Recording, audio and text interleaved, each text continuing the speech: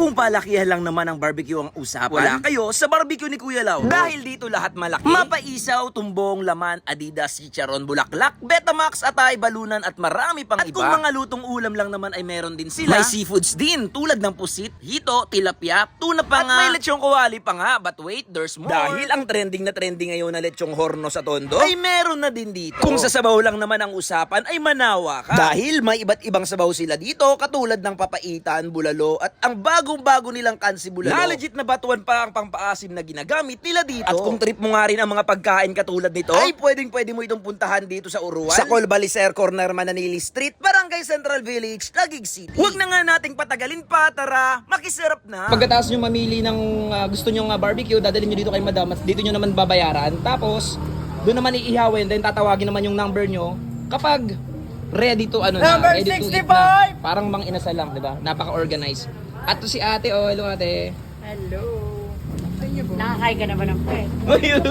Ni-ready mo na ba yan? First time ko pa lang ating tatry yung puwet ng manok. Ay nako, sa sobrang sarap niya uulit-ulit. Yun nga, ititikman na natin yung mga pinili natin kanina sa baba na naglalaki ang barbecue. Halagang 50 pesos ay pwede ka na makakain ng barbecue nila dito, guys. Ito guys, ang kanilang pork liver. Ito. Napakalaki niyan pero 50 pesos lang yan, guys. So, napaka-shareable niyan, napakalapad. Kita ba diba? Juicy pa rin yung katay niya. Tsaka yung sausawan niya napakasarap, panalo. Sa halagang 65 pesos nga lang ay meron ka na ganito kalaki.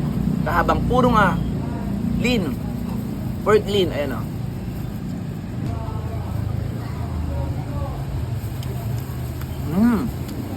Wow. Ito guys ang kagandahan sa barbecue nila, napaka-chunky. Kahit chunky yung kanyang barbecue is napaka-juicy pa rin. Hindi dry. Ayun ang kakapal ng pagkakahiwa. Adobo cut na nga ata to eh. Pero ang kagandahan, makikita mo na well marinated siya. Kasi naman guys, napaka-juicy niya guys. Hindi siya dry or hindi siya bumabara sa lalamunan. Sarap.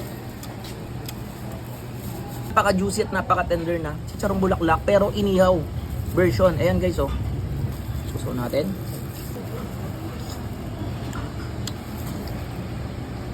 First time ko makakatikim ng inihaw na chicken bat or puwet ng manok. Ito guys, tumbong, ito, chicken bat. Tikman natin.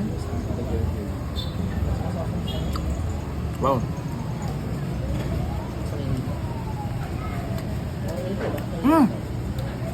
Panalo rin to Kunting malambot na buto. Pero masarap siya pala. Sulit dito sa 50 pesos. Pang ulam, pwede to. At siya nga pala guys, yung nagde-trending ngayon sa Ugbo, Tondo, yung lechong horno, ay meron na din dito guys. Hindi ka napupunta ng Tondo, hindi ka napupunta ng Binyan, oo. Dahil dito lang sa Taguig ay meron na yan. Ito nga guys, Kita nyo naman, crispy na balat tapos malaman. At ipapartner niya sa homemade nilang sausawan. So ayan, natin guys.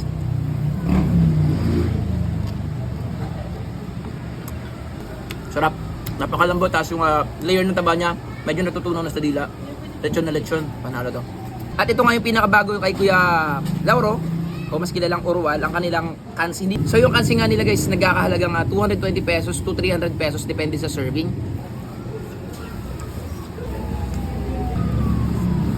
Malasa yung sabaw nila. Ito siya guys, beef na pinalambot. Guys,